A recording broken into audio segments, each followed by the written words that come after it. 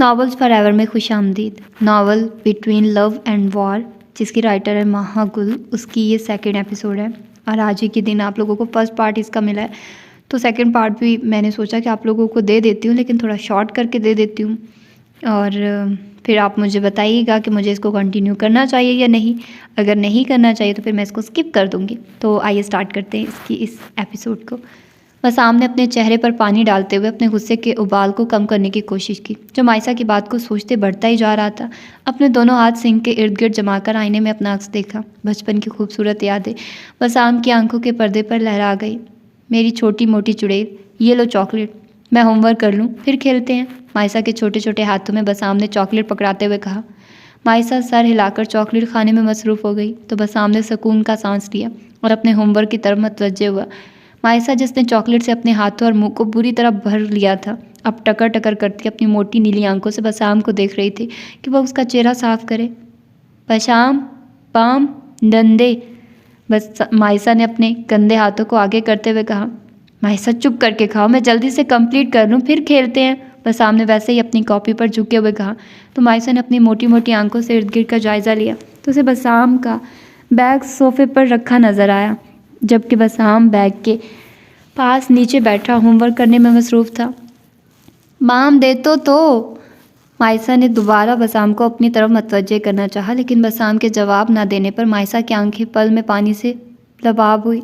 मायसा करौल करते हुए बसाम के बैग के पास आई, उस पर चढ़कर सोफे पर चढ़ी। बसाम की पीठ को देखा जो उसकी बात नहीं सुन रहा था और फिर मायसा ने एकदम से उसके ऊपर छलांग लगाई। बसाम जो होमवर्क करने में मसरूफ़ था, मायसा के खुद पर गिरने पर आगे को गिरा। उफ मायसा, बाल छोड़ो मेरे। बसाम ने अपने बालों को मायसा की छोटी छोटी मुट्ठियों की गिरफ्त में पाकर कहा, जबकि मायसा ने अपने छोटे छोटे हाथों में बसाम के बाल पकड़कर खुद को गिरने से बचाने की कोशिश की और बसाम उसकी कोशिश पर अश अश कर उठा। मैडम को खुद की चोट की फिक्र थी, फिर चाहे बसाम गंजा हो जाता। मायसा अब छोटे छोटे दांतों से बसाम की गर्दन पर काटने में मसरूफ़ थी। मायसा, अल्लाह चुड़ैल छोड़ो मुझे। बसाम ने पीछे हाथ ले जाकर मायसा को पकड़ते हुए आगे किया, जो चॉकलेट लगे मुंह के साथ हाथ पाँव मारती उसके चेहरे की तरफ बढ़ने की कोशिश कर रही थी। चुड़ैल, तुम दिन ब दिन वैम्पायर बनती जा रही हो। उफ मेरी मायसा, ज़रा तरस नहीं आया अपने दोस्त पर। बसाम जो गुस्से से घुरते हुए उसे डांट रहा था कि मायसा ने फिर एकदम से हाथ की पुष्ट अपने दांत गाड़ दिए। दर्द से बुलबुलाते हुए बसाम ने उसे नीचे पटका और अपना हाथ पकड़कर देखने लगा। बसाम ने दांत किचकिचाकर उस छोटे पैकेट को देखा जो अब अपनी हाथ की पुष्ट को चेहरे पर फेरते हुए चेहरे को साफ करने की कोशिश कर रही थी। बसाम को उस वक्त मायसा पर टूटकर प्यार आया तो अपने हाथ का दर्द भुलाकर उसके फूले फूले गालों पर अपने लब रखकर मायसा को अपनी गोद में बिठा लिया और टिश्यू पकड़कर मायसा के हाथ और चेहरा साफ किया, जिस पर वो खिलखिला कर हंस पड़ी। उफ मेरी चुड़ैल इस बात पर गुस्सा हुई थी, बसाम ने मायसा की नाक दबाते हुए कहा तो उसने झट से अपना सर हिला दिया। बाम, मैं पाली हूँ ना दंदी नहीं। बसाम, मैं प्यारी हूँ, गंदी नहीं। मायसा ने अपने छोटे छोटे हाथों से ताली बजाकर कहा तो बसाम का कहका गूंजा। मेरी प्यारी चुड़ैल, बसाम ने कहका लगाकर कहा तो मायसा ने गुस्से से उठकर उसकी नाक पर अपने दो छोटे से दांत गाड़ दिए, जिस पर बसाम की चीखें, जबकि दानियाल और फातिन के कहके वहाँ गूंजे जो अभी अभी वहाँ आए थे। बसाम ने सर झटक कर माजी की यादों से छुटकारा पाया। मैं आज भी तुम्हारा वही बाम हूँ मायसा, जो तुम्हारी दी तकलीफ़ को पल में भुला देता था और तुम्हारी खुशी में खुश और दुख में दुखी हो जाता था। यहाँ से जाना मेरा फैसला तो नहीं था जो तुम मुझे यूँ सज़ा दे रही हो। मर्द चाहे हाई सोसाइटी का रहने वाला, पढ़ा लिखा या गांव में रहने वाला हो या अपनी सारी उम्र बाहर गुजार कर आया हो, अपनी बीवी के मामले में सबकी सोच एक ही होती है। कोई भी गैरतमंद मर्द अपनी बीवी पर किसी गैर का साया बर्दाश्त नहीं करता। तुम जानती हो, मैं तुम्हारा गुस्सा नाराज़गी तो बर्दाश्त कर लूँगा, इसीलिए मुझे इन लफ्ज़ों की मार मार रही हो। तलखी से सोचते हुए सर झटका और वॉशरूम से बाहर आया। बसाम जो इतनी देर से अपने गुस्से और इश्तियाल पर काबू पाकर बाहर आया था, सामने ही मेल एम्प्लॉय को मायसा से मुस्कुराकर बात करते हुए देखकर गुस्सा ऊद कर आया माथे पर। बिलों में इजाफा हुआ, लंबे लंबे डग पड़ता। एम्प्लॉय के सर पर जाकर खड़ा हो गया। ये बात इतनी बड़ी तो नहीं थी, लेकिन वो पहले ही दफ़ा बढ़ा था। आउट। बसाम एकदम से लड़के के सर पर जाकर धाड़ा तो वो बेचारा हड़बड़ाकर अपनी जगह से उठा। मायसा जो कुछ कहने वाली थी, बसाम के इतने ख़तरनाक तेवर देखकर चुप कर गई और अब बेचारे एम्प्लॉय की दरगत बनते देख रही थी, जिसे बसाम खूनख्वार नज़रों से घूर रहा था। और बेचारा लड़का कभी माइसा को देखता और कभी अपने सामने खड़े नए बॉस को। अब उस तरफ देखा तो आंखें निकाल दूंगा, दफ़ा हो जाओ। शेर सी धार लिए बसाम फिर से घर आया तो बेचारा लड़का अपने नए बॉस के इतने ख़तरनाक तेवर देखकर बिना फाइल्स लिए वहाँ से भागा। बसाम ने उस सब के दौरान माइसा को मुकम्मल तौर पर नज़रअंदाज किया। नबाल जो ऑफिस में बैठी अपना केस रीड कर रही थी, ऑफिस डोर पर होने वाली दस्तक पर आने वाले को इजाज़त दी, लेकिन जब आने वाला कुछ देर न बोला तो नबाल ने फाइल्स से सर उठाकर सामने देखा। अपने सामने दानियाल को देखकर सेकंड्स में नबाल के चेहरे के जाविये बिगड़े, जबकि दानियाल उसके फेस एक्सप्रेशंस को देखकर मुस्कुराता हुआ आकर उसके सामने रखी चेयर पर बराजमान हो गया। क्यों आई हैं आप? नबाल ने लगी लिपटी रखी बगैर सर लहजे में दानियाल से पूछा तो दानियाल ने मुस्कुरा कर नबाल को देखा। अपनी परी से मुलाकात करने, मोहब्बत भरे लहजे में कहकर दानियाल ने इस्तेहकाक भरी नज़र से नबाल को जायज़ा लिया, जो वाइट शर्ट पर ब्लैक कोट पहने बालों को कैचर में कैद करके पीछे को खुला छोड़ा हुआ था। शहद रंग आंखों पर लाइनर और मस्कारा लगाया हुआ था, जिसकी वजह से वो और बड़ी बड़ी लग रही थी। दानियाल को नबाल इस वक्त अपने दिल में उतरती हुई महसूस हुई। माजरत, इस दुनिया में इंसान ही बसते हैं, परियों की तलाश में आप ऊपर का रुख करें, नबाल ने तंजिया लहजे में कहकर नज़रें दोबारा फाइल्स पर मरकूज़ कर ली। ऊपर का रुख तो मैं अपनी इस परी के साथ ही करूँगा और बताऊँगा कि रब ने मेरे लिए दुनिया में ही एक परी भेजी थी, जिसकी संगत में दुनिया में जन्नत भी देख ली मैंने, तो देखना वहाँ मौजूद सब परियां रश्क और हसद से देखेंगी। नबाल की बात को किसी खातिर में न लाकर फिर से दानियाल ने उसी लहजे में कहा तो नबाल को दानियाल की बातों से कोफत होने लगी। आने की वजह बताइए, नबाल ने झुंझलाते हुए कहा तो दानियाल ने संजीदा नज़रों से उसे देखा। घर अकेले में तुमसे बात करने का मौका नहीं मिल रहा था और मेरे साथ तुम कहीं जाती ना, इसीलिए तुमसे बात करने यहाँ आया हूँ। नबाल के लहजे को नज़रअंदाज करते हुए दानियाल ने नरम नज़रों से उसे देखते हुए कहा। तो करें बात, सुन रही हूँ मैं, नबाल ने रूखे लहजे में कहा तो दानियाल ने गहरा सांस भरकर उसे देखा। दानियाल को जितना उसे मनाना आसान लग रहा था उतना आसान नहीं। इन्हें तो यही था कि वो थोड़ा सा नाराज़ होगी तो वो मना लेंगी, लेकिन यहाँ तो नाराज़गी से ज़्यादा किसी और चीज़ के ही आसार नज़र आ रहे थे। अगर सामने बैठी लड़की सिर्फ उसके निकाह में होती तो वो नखरे बर्दाश्त करने के बजाय उसके पहली बार कहने पर ही 2 लफ्ज़ बोलकर फारिग कर देता। लेकिन बात सिर्फ निकाह तक नहीं थी, वो तो पूरे हक से पहले दिन से उसके दिल पर बराजमान थी। देखो नबाल, नाराज़ होना तुम लोगों का हक है, लेकिन जो बात तुम बार बार कर रही हो वो मैं आइंदा बर्दाश्त नहीं करूँगा। तुम बीवी हो मेरी, तुम मुझसे नाराज़ हो, लड़ो झगड़ो, जो भी कहो मैं सुनूंगा, क्योंकि तुम्हारा हक है ये। लेकिन मैं हरगिज़ बर्दाश्त नहीं करूँगा कि मेरी बीवी 4 लोगों में बैठकर हमारे रिश्ते को तोड़ने की बात करे, क्योंकि ऐसा मुमकिन नहीं है दानियाल ने संजीदा लहजे में कहा तो नबाल ने सुनकर सर हिलाया। मैंने या मेरी बहनों ने रिश्ता तोड़ने की कोई बात नहीं की। नबाल की बात पर दानियाल को अपने दिल से बोझ उतरता महसूस हुआ। दानियाल की आंखों की चमक में एकदम से इजाफा हुआ, लेकिन सब वक्ती ही था, क्योंकि नबाल की अगली बात उसका दिमाग बुरी तरह से ख़राब कर चुकी थी। हम सिर्फ तलाक नहीं लेंगी, क्योंकि ये रिश्ता हमारी माँ और ताई की ख्वाहिश थी। बाकी आप लोग आज़ाद हैं, जैसे चाहें रहें, शादी करें, घर बसाएं, और जैसे आज तक ये बात किसी को नहीं पता वैसे आगे भी किसी को बताने की ज़रूरत नहीं। नबाल ने कंधे अचकाकर कहा और सवालिया नज़रों से दानियाल को देखा जो उसे ही घूर रहा था। दानियाल ने कुर्सी की पुश से टेक लगाकर अपने हाथ की मुट्ठी होंठों पर रखी और बगौर दानियाल को देखने लगा। तुम्हें पता है जब मैं यहाँ से गया था क्या उम्र थी मेरी? खैर छोड़ो, मैं बताता हूँ। 13 साल का था मैं। अपना मुल्क, अपना घर सिर्फ तुम लोगों को पुप्पो की नफरत से बचाने के लिए छोड़ा। बच्चे थे हम भी यार, सोने का चम्मच लेकर पैदा होने वालों को किसी चीज़ की फ़िक्र करने की ज़रूरत ही पेश नहीं आई। माँ बाप का साथ था, बेपनाह मोहब्बत करने वाले चचा और चच्ची थे, कज़न्स थी जो बहनों की तरह अजीज़ थी, और तुम थी मेरे वजूद का हिस्सा। संजीदा लहजे में कहते उस बात पर लहजा खुद ब खुद नरम पड़ गया। मामा की हर मुमकिन कोशिश होती थी तुम लोगों को पुप्पो और दादी से दूर रखे, ताकि वो तुम लोगों को किसी भी बात का ताना ना दे, उनके जहरीले अल्फाज तुम लोगों को तकलीफ़ ना दे। मम्मी पापा की डेथ हुई तो पुप्पो और दादी हयाम को कसूरवार ठहराती थी। कितनी बुरी तरह से हयाम को मारा था। हयाम की तकलीफ़ मेरे भाई को अपने दिल पर महसूस होती थी, फिर जो उसे समझ आया वो उसने किया।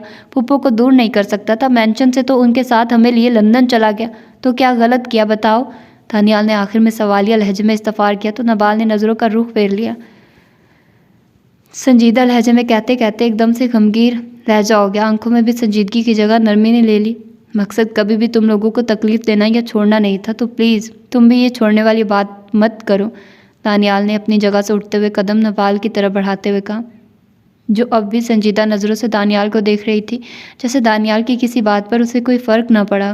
दानियाल ने अपने दोनों हाथ नवाल की चेयर की साइड्स पर रखे और उसके चेहरे पर झुकाया। एक मासूम बेचारा शौहरों में दानियाल ने एक हाथ अपने दिल के मकाम पर रखकर मोहब्बत से भरे लहजे में कहा, देखो, खुद वकील होने के बावजूद अपनी मोहब्बत का केस तुम्हारे पास लाया हूँ। लड़ लो, झगड़ लो, लेकिन मुझे जिता दो।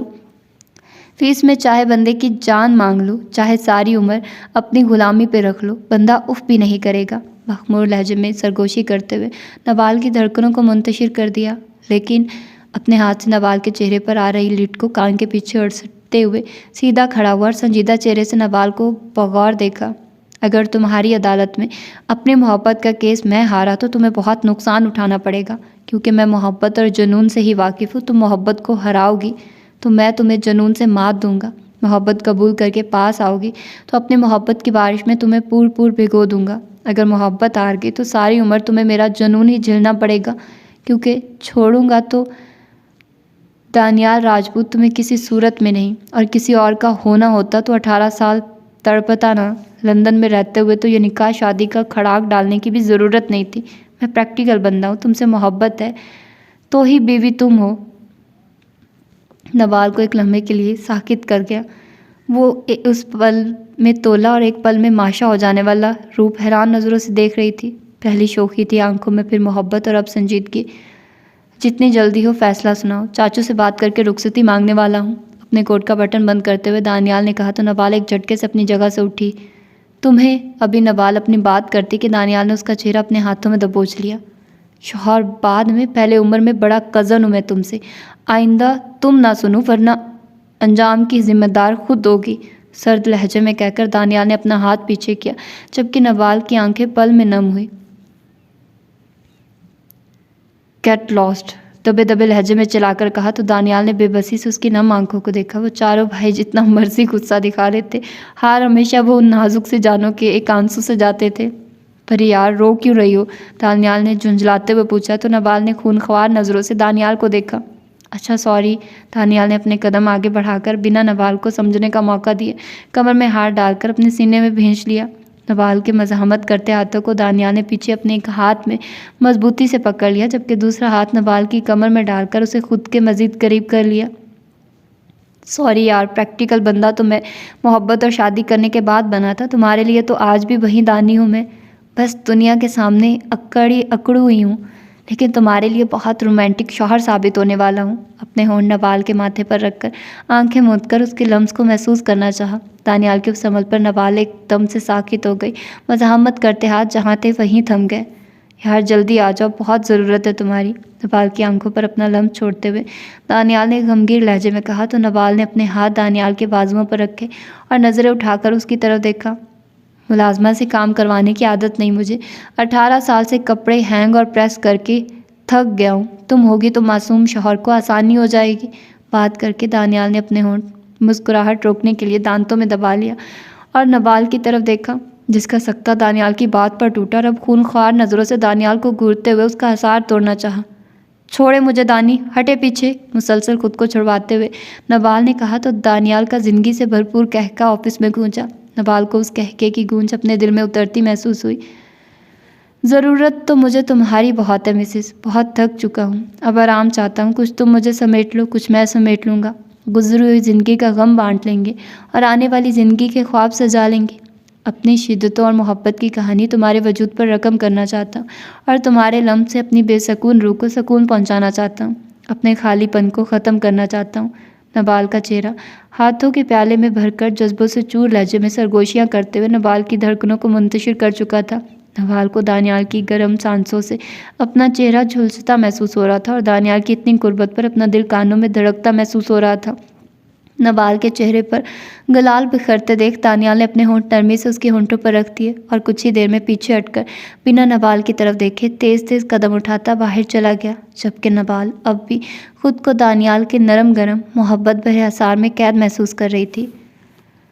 तुम्हारा केस इतनी बुरा से फंस चुका है और तुम अब बता रहे हो मुझे? हयाम ने सारे पॉइंट्स को हाईलाइट करते हुए अरहम से कहा, जो कुर्सी पर झूलता उसे ही देख रहा था।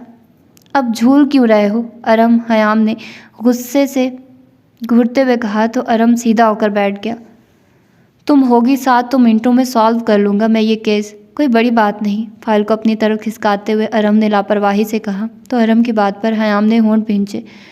अरहम अंसारी पिछले 15 साल से उसके साथ था। जब वो 10 साल की थी तब अरहम की फैमिली उसके साथ वाले बंगले में शिफ्ट हुई थी। फैमिली में भी गिनती के 2 ही लोग थे, एक दादी और एक बाप। अरहम की वालदा ने उसके पापा से डाइवोर्स ले ली थी क्योंकि उनकी अरेंज मैरिज थी। शादी के बाद उनकी ना बनी तो बड़ों ने कहा कि बच्चा हो जाएगा तो मोहब्बत खुद ब खुद हो जाएगी। अरहम के वालिद ने अपनी बेगम को बहुत मुश्किल से बच्चे के लिए मनाया था क्योंकि वो उन्हें नहीं छोड़ना चाहते थे।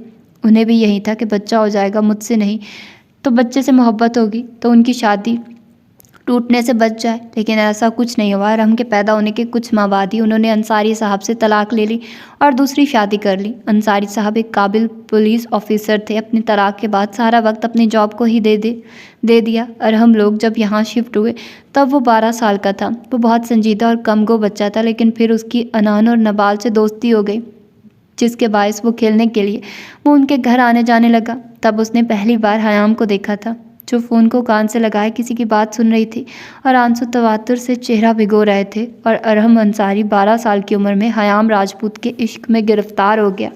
उसका इश्क हर घर से पाक था। हयाम पे आने वाली हर मुश्किल को खुद पर झेल लेता था। उसके आगे हर बार ढाल बनकर खड़ा होता, उसका हमदर्द और हमराज बना।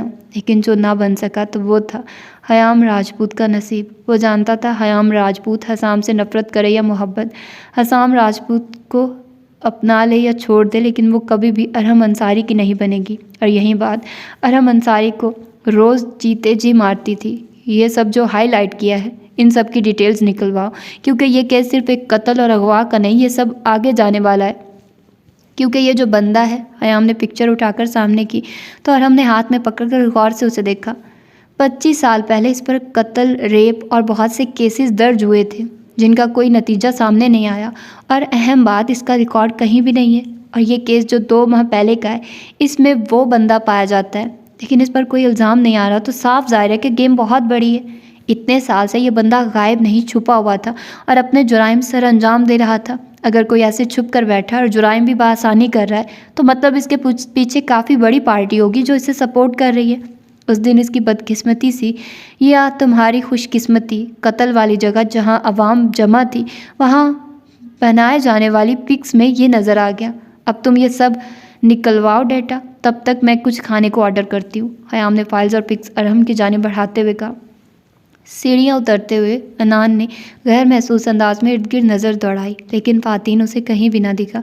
लाशऊरी तौर पर आज सारा दिन वो उसके बारे में ही सोचती रही। शो के दौरान भी अनान का सारा ध्यान फ़ातीन की तरफ ही था। फ़ातीन का लम्स, उसकी गमगीन आवाज़ में की जाने वाली सरगोशियाँ अनान को बेचैन किए हुए थी। घर आकर सबसे पहले उसे देखना चाहती थी, जो कहीं दिखाई नहीं दे रहा था। बेदिली से डाइनिंग हॉल में दाखिल हुई, जहाँ मायसा, हयाम, नबाल और रिजवान साहब उसका ही इंतज़ार कर रहे थे। अस्सलाम वालेकुम बाबा। सब सोचों को झटक कर अनान ने मुस्कुराते हुए रिजवान साहब को सलाम किया। वालेकुम अस्सलाम। कितनी देर लगा दी बेटा आपने? रिजवान साहब ने घड़ी को देखकर अनान से कहा। आई एम सॉरी बाबा, रास्ते में ट्रैफिक की वजह से देर हो गई।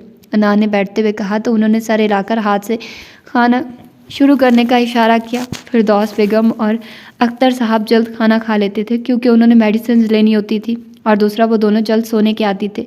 अनान ने फिर चोर निगाह अपने इर्द गिर्द दौड़ाई, लेकिन इस बार भी मायूसी का सामना करना पड़ा, जबकि हयाम और नबाल की आंखों से यह हरकत मख्फी न रह सकी। किस टाइम गए थे फूफो लोग पैलेस? हयाम ने आम से लहजे में रिजवान साहब से पूछा। वो जब घर आई थी तभी फिरदौस बेगम ने बताया था कि उसकी फूफो अपना और हसाम लोगों का सारा सामान पैलेस शिफ्ट करवा चुकी है, और हसाम लोगों को भी मैसेज करके बता दिया कि आज से पैलेस ही रहेंगे, क्योंकि वो वहाँ रहकर अपनी नज़रों के सामने सेटिंग करवाना चाहती है और फरा और सना यहाँ कंफर्टेबल फील नहीं करती। फिरदौस बेगम ये बात बताते हुए काफ़ी खुश थी, जबकि हयाम ने ज़्यादा गौर नहीं किया। जबकि अब हयाम ने अनान को मतलाशी निगाहों से फ़ातीन को ढूंढते देखा तो उसे जताने के लिए रिजवान साहब से सवाल किया। शाम से पहले ही चली गई थी आपा और बच्चियाँ, और फहद तो उठकर पहले ही कहीं चला गया था।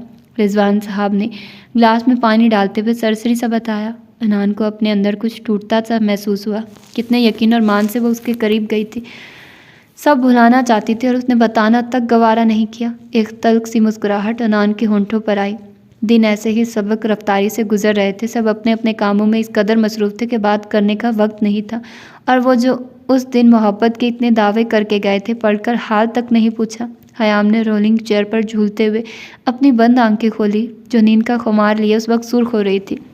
दुखते सर को अपने दाएं हाथ से दबाया। नाइट ड्यूटी करने के बाद अरहम की कॉल आ गई कि उसे कुछ इन्फॉर्मेशन मिली है जो उसके केस में बहुत कारआमद साबित हो गई। इसलिए हयाम अब उसका इंतज़ार कर रही थी कि तभी दरवाज़ा खोलकर मुस्कुराते हुए अरहम दाखिल हुआ। अरहम को देखकर हयाम टेक हटाकर सीधी होकर बैठी। शुक्र आ गए तुम, नींद से बुरा हाल हो रहा था, अब दिखाओ मुझे, फिर घर भी जाना है। हयाम ने आंखें मसलते हुए अरहम से कहा। अरहम को हयाम उस वक्त कोई क्यूट सी बच्ची ही लगी। नींद का खुमार लिए सुर्ख आंखें अरहम के दिल में हलचल मचाने लगी तो अरहम ने सरल से नज़रें फेरकर फाइल खोली। अपनी बेलगाम धड़कनों पर काबू पाने की कोशिश की जो हयाम को अपने इर्द गिर्द महसूस करके सीने में हलचल मचा देती थी, जिनका शोर अरहम अंसारी को अपने कानों में सुनाई देता था। पानी का गिलास उठाकर एक ही सांस में हलक में उतारकर खुश्क पड़ते गले को तर किया और नज़रें उठाकर हयाम को देखा, जो सोई जागी कैफियत में कुर्सी की पुश्त से सर टिकाकर उसे ही देख रही थी। कभी आंखें बंद कर लेती और फिर हिम्मत करके खोलकर उसे देखती। अरहम को उस वक्त टूटकर हयाम पर प्यार आया और तरस भी आया। वो कल शाम 6 बजे से ड्यूटी पर थी और अब सुबह के 10 बज रहे थे। अगर ये केस इतना इम्पोर्टेंट ना होता तो वो कभी उसे जहमत न देता, क्योंकि ये केस काफ़ी हद तक हयाम के माजी से भी जुड़ा था, जिसे सोचते हुए अरहम को डर भी था कि वो क्या रिएक्ट करेगी। सब सोचों को झटक कर अरहम हयाम की जानिब मुतवज्जे हुआ। ये कुछ इन्फॉर्मेशन मिली है, अरहम ने फाइल हयाम की तरफ करते हुए कहा, जिसे मुंह बसोरते हुए हयाम ने पकड़ लिया। अरहम को हंसी तो आई लेकिन जब्त कर गया। ये गैंग लोगों से पैसे लेकर उनके कहने पर मासूम लोगों का कत्ल, किडनैपिंग, अगर किसी अमीर घटिया की किसी मासूम शख्स पर नीयत ख़राब हो जाए तो वो उसका रेप कर देते हैं, इन लोगों को जगह पर पहुंचा देते, फिर बाद में लाश को ठिकाने लगाना। बहुत से बिजनेस मैन अपनी डील हासिल करने के लिए अपनी मुखालिफ पार्टी के बंदे का काम तमाम करवाते हैं, या फिर धमकी देने के लिए ज़ाती दुश्मनी की वजह से कहीं सामने आ जाती है, लेकिन अपनी पार्टनर चीज़ का उसके साथ ताल्लुक़ है। बिगड़े हुए अमीर सादे हर हफ्ते किसी मासूम को दरिंदगी का निशाना बनाते हैं और जिसमें इस गैंग के लोग उनके साथ शामिल होते हैं। जो इन्फॉर्मेशन मिली है इसके मुताबिक इन चारों का पिछले 10 साल से इस गैंग के साथ ताल्लुक़ है। और हमने संजीदा लहजे में अपनी बात मुकम्मल करके एक खाकी लिफाफा हयाम की तरफ बढ़ाया, जिसे हयाम ने सवालिया नज़रों से देखकर थाम लिया। और इसमें क्या है? हयाम ने अब्रू अचकाकर सवालिया लहजे में अरहम से इस्तफार किया, क्योंकि वो जानती थी, वो उसे बता चुका था, फाइल वो देख चुकी थी और जहाँ तक वो अरहम को जानती उसे अंदाज़ा हो गया था इस लिफाफे में भी कोई अहम इन्फॉर्मेशन ही होगी जो वो उसे आखिर में बता रहा है। इन चारों बिजनेसमैन्स की तस्वीर अरहम ने अपने नाखून से टेबल की सतह को खुरचते हुए नज़रें झुकाकर जवाब दिया तो हयाम ने आंखें छोटी करके उसे घूरा और लिफाफा खोला। लेकिन जैसे ही तस्वीर पर हयाम की नज़रें पड़ी उसे लगा एक दफ़ा फिर से उसे माजी में धकेल दिया गया हो। मैसेज वसूल हुआ तो कांपते हाथों से जवाब टाइप करना शुरू किया। बेबसी से मैसेज टाइप करके सेंड किया। चेहरा आंसुओं से तर था, जबकि हाथ बुरी तरह से कपकपा रहे थे। मैसेज पढ़कर माथे पर पसीने के कतरे नमूदार हुए, आंखें लबाब आंसुओं से भर गई। हिचकियों से रोते हुए मैसेज टाइप किया तो फ़ौरन से जवाब मसूल हुआ। कितनी दिलेरी से वो अपनी गर्लफ्रेंड का बता रहा था, लेकिन वो मजबूर थी, ज़रूरत थी उस शख्स की। वो जैसा भी था उसे कबूल था। मैसेज की रिंगटोन पर जैसे ही मैसेज ओपन किया तो एक लड़की की इतनी नाजेबा तस्वीर को देखकर मोबाइल हाथों से छूट गया और वो वहीं बेड पर औंधे मुँह गिरकर हिचकियों से रोने लगी। मैसेज पढ़कर वो धारे मार मार कर रोई। डीपी पर लगी उसकी मुस्कुराती हुई तस्वीर उसे खुद का मजाक उड़ाती हुई महसूस हुई। फ़ोन को बेड से नीचे फेंक कर घुटनों में सर दिए वो सारी रात रोती रही, लेकिन उसे उस शख्स की ज़रूरत थी। एक तस्वीर ही तो है। सारी रात रोने तड़पने के बाद वो इस नतीजे पर पहुंची और नज़रें घुमाकर फ़ोन को तलाश करना चाहा जो ज़मीन पर पड़ा हुआ था। छोटे छोटे कदम उठाकर वो उस मोबाइल के पास आई और उसे ऑन किया, जहाँ उसका ही मैसेज था। मैसेज पढ़ते हुए चेहरा बिल्कुल सपाट था, जैसे सारे जज्बात मर चुके हों। मोबाइल को स्विच ऑफ करके सोफे पर उछाला और वॉशरूम में जाकर बंद हो गई। हयाम की नींद भग से उड़ी। कांपते हाथों से तस्वीर को टेबल पर उछाला और खौफजदा सी नज़रों से अरहम को देखा, जो बेबसी से हयाम को ही देख रहा था। टेबल पर दोनों हाथ रखकर अपने बेजान वजूद को सहारा देकर खड़ा किया। हाथ पांव बुरी तरह से कपकपा रहे थे। माजी इतनी बुरी तरह से एकदम सामने आया था कि हयाम राजपूत को अपनी जान निकलती महसूस हो रही थी। हयाम को उठते हुए देख अरहम भी अपनी जगह से उठा, जबकि हयाम खुद में हिम्मत जमा करके वहाँ से निकलने ही लगी थी जब अरहम ने बाजू से पकड़ कर रोका और हयाम के सामने आकर खड़ा हो गया। हयाम ने इल्तिजाइया नज़रों से अरहम को देखा, जिस पर अरहम ने नफ़ी में सर हिलाया और दोनों हाथों से हयाम के कंधे थामे। मैं हूँ ना हयाम, कुछ भी गलत नहीं होने दूंगा। अरहम अंसारी मरता मर जाएगा, लेकिन हयाम राजपूत पर आंच भी नहीं आने देगा, ना ही तुम पर, ना ही अपनी इन 3 छोटी बहनों पर। मुझे बस तुम्हारा यकीन और साथ चाहिए। लहजे में आस लिए पूछा तो हयाम ने हाँ में सर हिलाया, क्योंकि बोलने की तो हिम्मत ही नहीं थी, और बोलती तो शायद आज वो खुद पर जब्त न रख पाती। तशक्कुर भरी नज़रों से अरहम को देखा। हयाम राजपूत 100 बार मर कर भी पैदा हो जाए ना, तो फिर भी अरहम अंसारी के एहसानों का कर्ज नहीं उतार सकती थी। हयाम की आंखों में तशक्कुर देखकर अरहम ने गुस्से से उसे घूरा। हयाम को समझने के लिए अरहम अंसारी को उसके अल्फाजों की ज़रूरत नहीं पड़ती थी। अरहम अंसारी को तो उसकी खामोशी भी खुद से कलाम करती महसूस होती थी। शाम में वो चारों घर थी। हयाम ने काफ़ी हद तक खुद को संभाल लिया था। वो चारों अख्तर साहब के पास बैठी उनसे बातें करने में मसरूफ़ थी। तभी रिजवान साहब वहाँ आए। जाओ बेटा, तुम लोग अपनी फुप्पो और असाम लोगों को बुला लाओ, कहना कि आज का खाना हमारे साथ ही खाएं। रिजवान साहब ने अख्तर साहब के पास बैठते हुए उन चारों से कहा, तो उन्होंने मुंह बनाकर उनकी तरफ देखा, जिसे नज़रअंदाज करते हुए वो अख्तर साहब के कंधे दबाने लग गए। अरे क्यों जाए मेरी बच्चियाँ, नौकर लगी हुई है तुम्हारी बहन की, खुद तो उसे तौफीक ना हुई कि झूठे मुँह ही किसी को आने की दावत दे दे। अभी तो ये सामने घर है और पिछले 20 दिनों में एक बार भी तुम्हारे किसी भतीजे को भी तौफीक ना हुई कि चक्कर ही लगा ले और ये चारों उठकर चली जाए उधर। रिजवान साहब तो जैसे फिरदौस बेगम की दुखती रग पर हाथ रख दिया था, जबकि अब वह शुरू हो गई थी। तो रिजवान साहब के अगले 3-4 दिन वक्फे वक्फे से उनसे इज्जत होती रहनी थी। हम जा रहे हैं नानो, हम भी देखें कैसा सजाया पैलेस उन लोगों ने। हमारी नानो जैसा तो कोई घर सवार ही नहीं सकता ना। नवाल ने अपने बाबा के दुर्गत बनते देख फ़ौरन खड़े होते फिरदौस बेगम को मक्खन लगाया, जो अब प्यार भरी नज़रों से नवाल को देख रही थी, और नवाल उनकी नज़रों में अपने लिए प्यार देखकर गश खाने लगी, क्योंकि उसके पेशे की वजह से फिरदौस बेगम उसे ज़्यादातर घूरती रहती या तंज करती रहती थी। हाय सदके जाऊँ मैं अपनी बच्ची पर, जहाँ जल्दी जाओ और तस्वीरें भी बना के लाई, फिरदौस बेगम ने मोहब्बत पाश लहजे में कहा। तो नवाल ने हयाम लोगों को भी ज़बरदस्ती उठाया। वो तीनों जाना तो नहीं चाहती थी, लेकिन अपने बाबा की इतनी आस भरी नज़रों को नज़रअंदाज नहीं कर सकती थी। वो जानती थी कि उन्हें अपने भाई के बेटों से कितनी मोहब्बत है। वो जैसे ही पैलेस दाखिल हुई तो वहाँ उन्हें हसाम लोगों की कार नज़र ना आई तो मुतमईन होकर आगे बढ़ी, क्योंकि अभी वो उनसे कोई बहस नहीं करना चाहती थी। अंदर आई तो उन्हें कोई ना दिखा।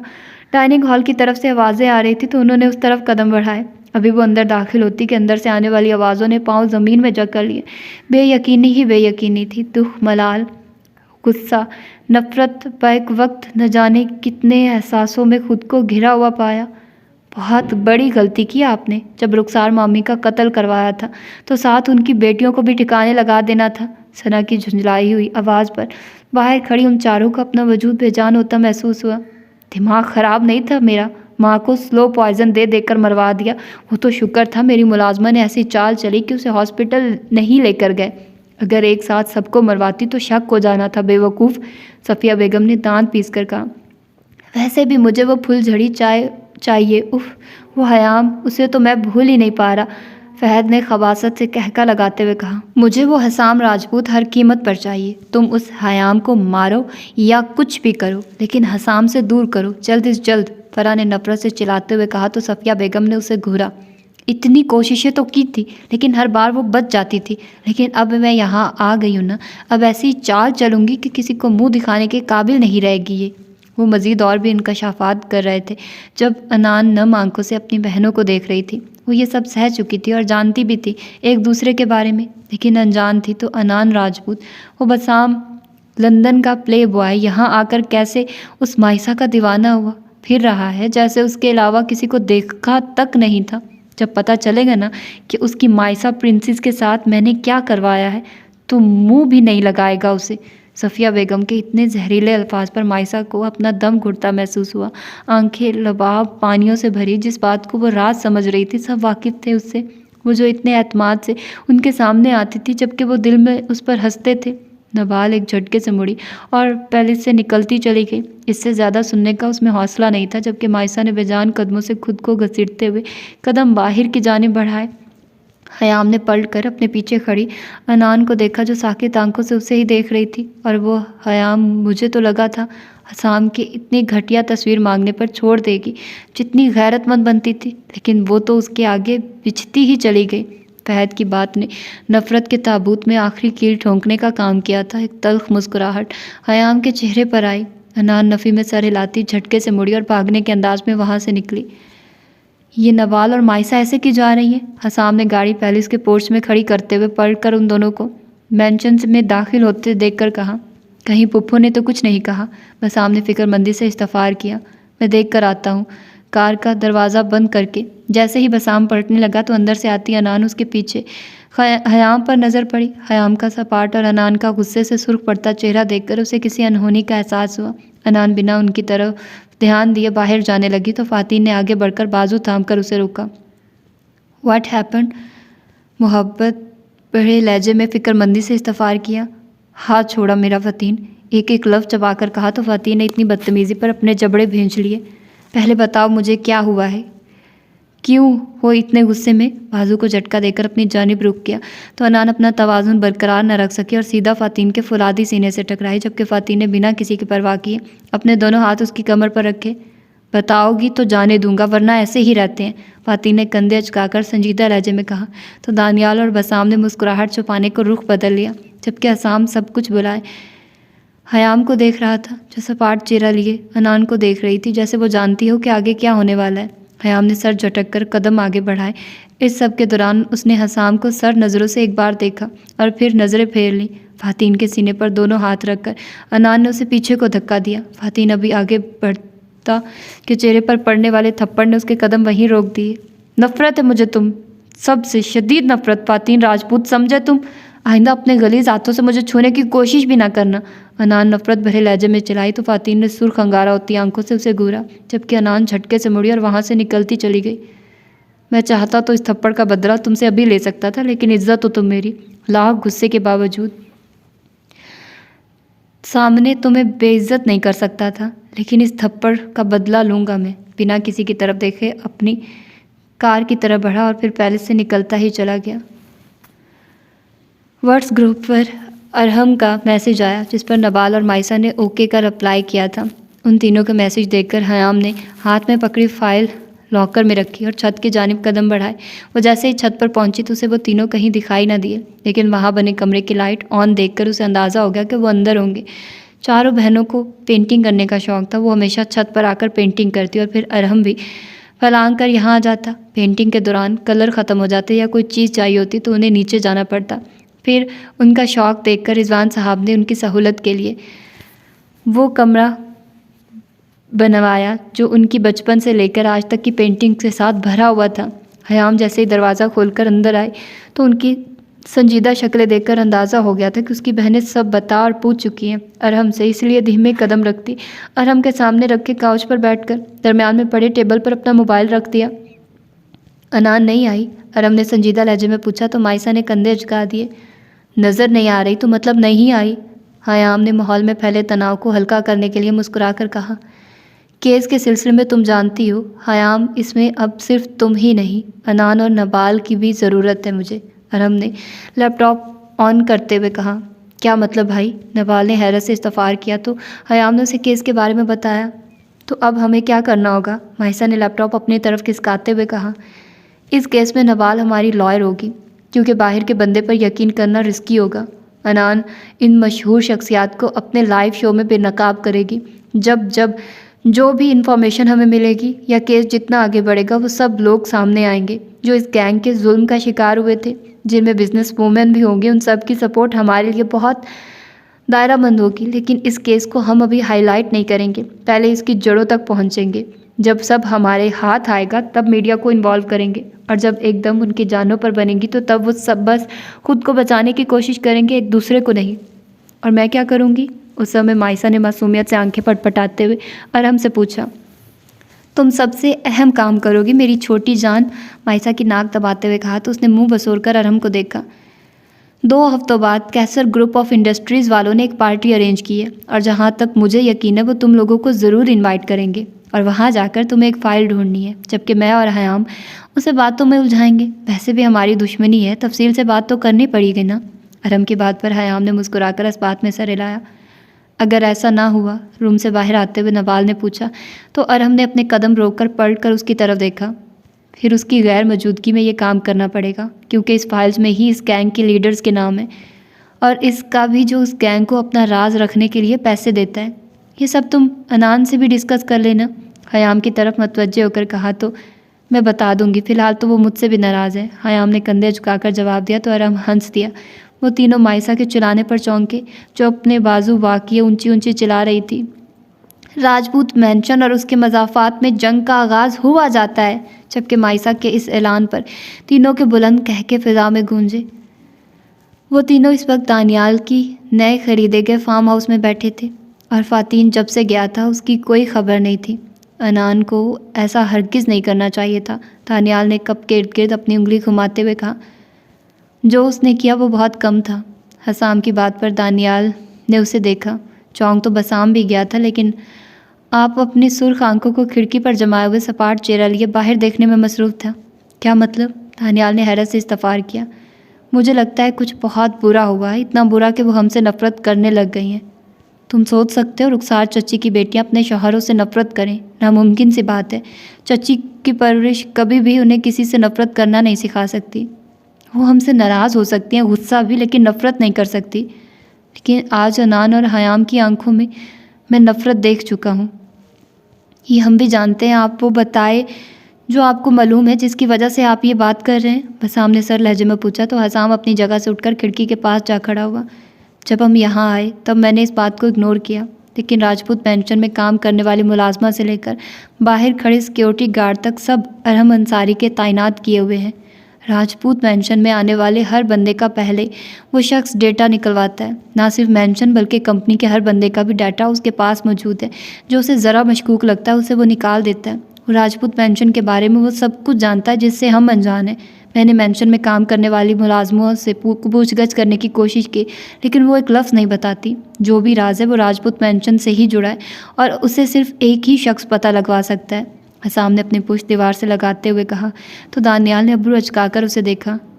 वो कौन है? हसाम ने उठते हुए पूछा, जिस पर हसाम ने अपने कोट से मोबाइल निकालकर कोई नंबर डायल किया। अस्सलाम वालेकुम राजपूत साहब, दूसरी जानिब भारी आवाज़ में सलाम किया गया। मुझे तुम्हारे बहनोई का नंबर चाहिए। हसाम ने डायरेक्ट मुद्दे की बात की, जिस पर दूसरी जानिब शख्स ने अपने होंठ भींचकर कुछ पल खामोशी इख्तियार की। मेरा बहनोई 2 हफ्ते पहले मुझे ब्लॉक कर चुका है, तंजिया लहजे में जवाब मौसूल हुआ तो हसाम ने गुस्से से मोबाइल को घूरा। वो तुम्हारा और उसका मामला है, मुझे इससे कोई सरोकार नहीं। मुझे नंबर सेंड करो। हसाम ने दबी दबी आवाज़ में घराकर कहा तो मोबाइल के दूसरी जानिब शख्स ने मोबाइल कान से हटाकर गुस्से से देखा। करता हूँ, जवाब देकर खड़ाक से फ़ोन काट दिया। जब दूसरे ही पल व्हाट्सएप पर नंबर मौसूल हुआ तो हसाम ने जल्दी से नंबर डायल किया, जिसे पहले 2 बार तो काट दिया गया, जबकि तीसरी बार पहली ही रिंग पर उठा लिया। भौंकिए, फाड़ खाने वाले लहजे में चलाकर कहा तो हसाम ने अपनी आंखें बंद करके गुस्सा जब्त किया, जबकि दूसरी जानिब बेड से भागती दिया का बाजू पकड़कर शामिर ने अपने सीने पर गिराया और एकदम करवट बदलकर उस पर झुक गया। जो अब शामिर को घूरते हुए देख रही थी, जिस पर शामिर ने बेशर्मों की तरह आँख दबाकर होंठ उसके होंठों पर रख दिए। हसाम, राजपूत बात कर रहा हूँ। फ़ोन से आने वाली आवाज़ पर शामिर ने अपना चेहरा पीछे किया। ओह, यानी साले साहब के जानने वाले, क्योंकि राजपूतों से उनका ही याराना है। शामिर ने मुस्कुराती नज़रों से दिया को देखकर कहा तो हसाम ने हाँ कहा। मतलब की बात करो ताकि मैं सुबह सोचकर जवाब दूं, और इससे पहले मुझे कॉल मत करना। दिया की ब्यूटी फोन पर अपने दहकते हुए होंठ रख कर कहा, जिस पर दिया ने शामिर के कंधों पर अपने हाथ रख दिए। माजी जानना है मुझे, ताकि हाल और मुस्तकबिल बचा सकूं, इससे पहले देर हो जाए। हसाम की संजीदा और सपाट आवाज़ सुनकर शामिर कुछ पल खामोश हुआ। ठीक है, जिसका माजी जानना है नाम पता भेजो, आगे मेरा काम है, फिर मिलते हैं माजी के साथ। अपनी कहकर खड़ाक से फ़ोन बंद कर दिया और दिया को देखा, जो अपनी उंगली से उसके सीने पर अपना नाम लिख रही थी। उफ मेरी बेबी गर्ल, क्यों हो तुम इतनी प्यारी। दिया के गाल पर अपने आग की माने दहकते होंठ रखकर शिद्दत से उन्हें चूमा, जिस पर दिया ने मसनूही गुस्से से घूरा। मुझे सोने दो मीर, सुबह उठा नहीं जाना मुझसे, दिया ने मिन्नत भरे लहजे में कहा तो शामिर ने उसकी कमर पर अपनी उंगलियों की गिरफ्त बढ़ा दी। दिया को शामिर की उंगलियां अपने गोश्त में धंसती महसूस हुई।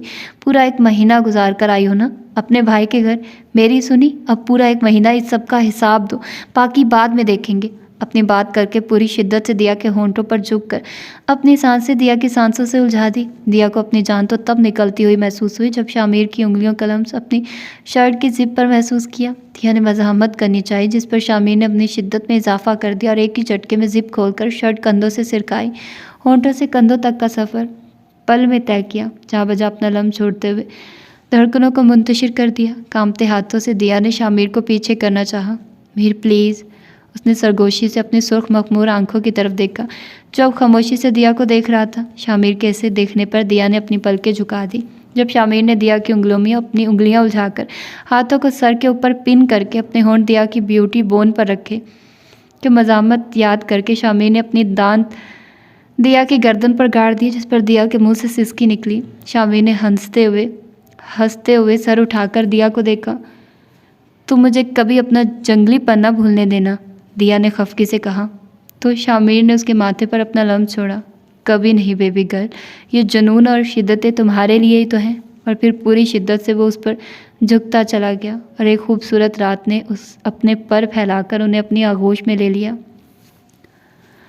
आगाज़ मोहब्बत। सर्दियों की तावील रातों में बेरब्त गुफ्तगू तवक्ते सहर, खामोशी के सिलसिलों में कही तुम्हारी सरगोशियों की लहर, बेनाम आंसुओं के सेले रवा में सिसकियों का महूम सा वक्फा, मुझे अब तलक याद है वो आगाज़ मोहब्बत का पहला मरहला।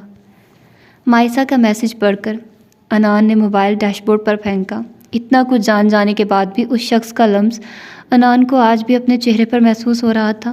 दिमाग बुरी तरह से मलामत कर रहा था, जबकि दिल जो कह रहा था वो अनान सुनना ही नहीं चाहती थी। अभी वो उन्हीं ख्यालों में गुम थी कि सुनसान सड़क पर किसी को गिरे हुए देखा।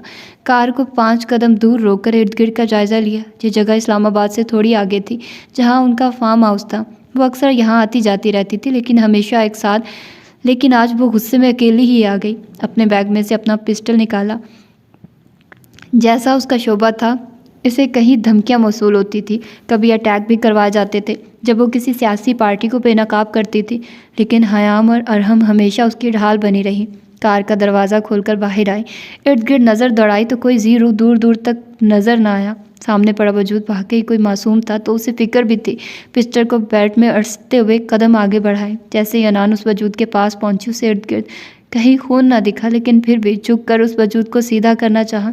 लेकिन जैसे ही अनान ने कंधों से थामकर सीधा किया, उस शख्स ने आंखें खोलकर अनान के चेहरे पर मुक्का मारना चाहा। वो जो खुद को पहले ही हर तरह की सिचुएशन के लिए तैयार किए बैठी थी, बरवक्त ही उस शख्स का हाथ अपने चेहरे पर पहुंचने से पहले ही पकड़कर मरोड़ दिया। फिजा में आदमी की दिलखराश आवाज़ गूंजी। अनान ने अपनी मुट्ठी का मुक्का बनाकर सामने वाले की नाक पर मारा, जिस पर वो दर्द से बुलबुला उठा। अभी अनान उठती कि उसे सड़क के दोनों अतराफ से 5 आदमी आते हुए दिखाई दिए, जिनके चेहरे पर नकाब था। अपनी घबराहट पर काबू पाकर अनान ने उठकर उन सब की तरफ देखा।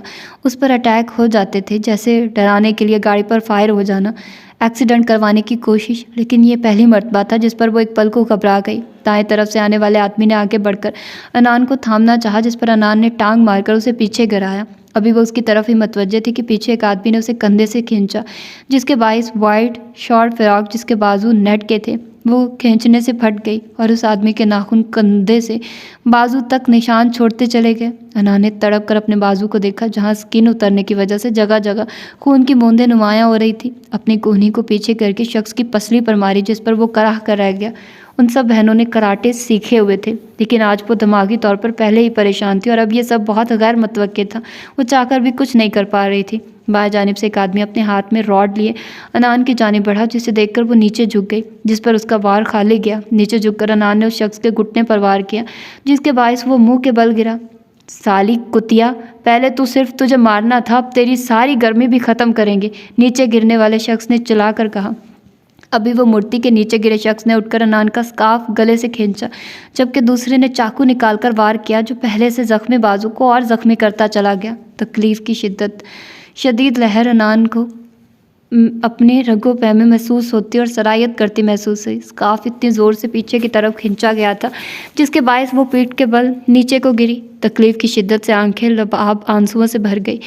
पीछे लगी हुई पिस्टल अपनी कमर में धंसती महसूस हुई, जबकि जख्म से निकलते वाला खून पल में पूरे वजूद को लहूलुहान कर गया। नीचे गिरने पर पिस्टल की याद आई तो अपना हाथ कमर के पीछे ले जाना चाहा। गले में स्कार्फ फिरने की वजह से शदीद जलन महसूस हो रही थी। हाथ को हरकत करने से पूरे वजूद में दर्द की लहरें महसूस हुई। अभी वो हाथ पीछे ले जाती कि आदमी ने उसके हाथ पर अपना पाँव रखकर बुरी तरह से मसला, जिस पर अनान ने बामुश्किल अपनी चीख का गला घोंटा। वो बहनें तो अपनी तकलीफ़ तो अपनों से भी छुपाती थी, ये तो फिर दुश्मन थे। तो कैसे अनान राजपूत अपनी बेबसी उन पर वाजे करती। अपने उसी हाथ को हरकत देकर इतनी ताकत से खींचा कि वह शख्स लड़खड़ा कर नीचे गिरा। अभी दूसरे आदमी उसके हाथ पांव पकड़ते अनान ने झटके से अपनी पिस्टल निकालकर सामने वाले का निशाना लिया, जो उसके पेट के बाएं जानिब लगा। अनान के पास पिस्टल होगी इस बात का उन्हें अंदाज़ा नहीं था। अनान ने बिना रुके 3 फायर और किए, जिसमें से 2 ज़ाया हो गए, जबकि तीसरा फायर दाएं जानिब खड़े शख्स को लगा। हटो पीछे, वरना बाकी की गोलियां तुम लोगों के सीने में उतारूंगी। शेरनी की मानी अनान की धाड़ सुनसान रोड पर गूंजी तो उन आदमियों ने डरते हुए कदम वापस लिए। उल्टे कदमों से पीछे होती अपनी कार तक पहुंची, जबकि 2 आदमी नीचे गिरे तकलीफ से करा रहे थे, जबकि बाकी 4 अपने हाथ ऊपर को उठाए खड़े थे। गाड़ी में बैठकर उसे रिवर्स किया और आगे बढ़ाई, लेकिन कुछ कदम आगे जाकर गाड़ी रोकी और खिड़की खोलकर सर बाहर निकाला। फिर उस शख्स के बाजू पर गोली चलाई जिसने दुपट्टा खींचा था। फिर जन से गाड़ी चलाकर पीछे धूल छोड़ते हुए वो गायब हो गई, जबकि जो उसे रुसवा करने आए थे मुंह की खाकर गिरे थे। तो ये था इसकी दूसरी एपिसोड, और यकीनन आज के दिन आप लोगों को 2 एपिसोड्स पसंद आई होंगी। और स्टार्टिंग में मुझे लगा था कि ये नावल थोड़ा सा बकवास है, लेकिन अब ठीक लग रहा है। तो अपना फीडबैक आप लोग दीजिएगा कि इसको मैं कंटिन्यू रखूं या फिर इसको इधर ही छोड़ दूं। तो आप लोग बताइएगा, फिर इसकी मैं अगली वाली एपिसोड आप लोगों को प्रोवाइड करूंगी, क्योंकि मुझे नहीं पता। मैं अब हर तरह के नावल्स पढ़ रही हूँ और मुझे आजकल कोई नावल भी अच्छा नहीं लग रहा है, तो मैं कोई भी राय नहीं दे सकती। अगर आप लोगों को पसंद आ रहा है तो इसको मैं कंटिन्यू रखूँगी, अदरवाइज़ मैं इसको इधर ही स्किप कर दूँगी। तो अपना ढेर सारा ख्याल रखिएगा, मुझे दुआ में याद रखिएगा। इंशाल्लाह कल भी इसकी 2 एपिसोड्स आएंगी। अल्लाह हाफिज़।